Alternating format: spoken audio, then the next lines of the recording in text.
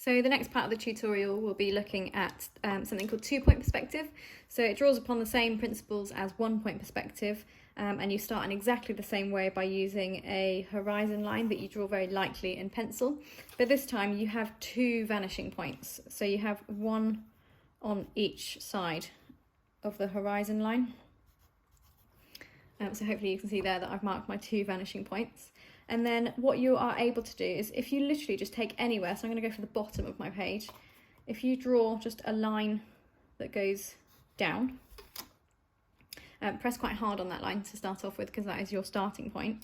What you can then start to do is, from the vanishing point on either side, is very lightly connect the top of that line to both sides. And then you do the same from the bottom. So you can connect that way. And then from this point, it does start to look a little bit confusing, but you can start to see how a 3D shape would be generated from this. What you can then start to do is, again, keeping the ruler parallel to this first line, just move your ruler out slightly, decide how long you want your shape to be. I'm going to do mine slightly different on both sides.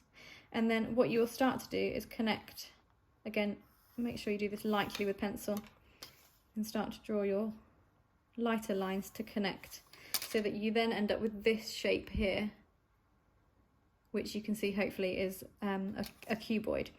Once you're happy with the shape, you can then, again like we did before, press down harder on your pencil, so put a little bit of pressure on this.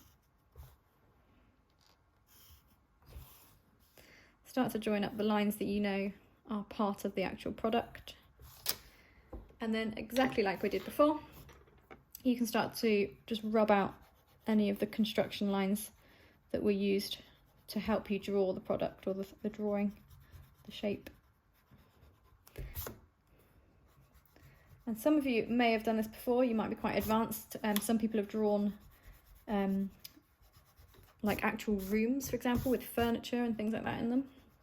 If you type in 2-point perspective onto Google, there will be lots of drawings that teach you all of these different perspective styles. So the focus of today's lesson will be 1-point and 2-point perspective. If you want to take it a little bit further, you could have a go at fine linering the outside of your shapes.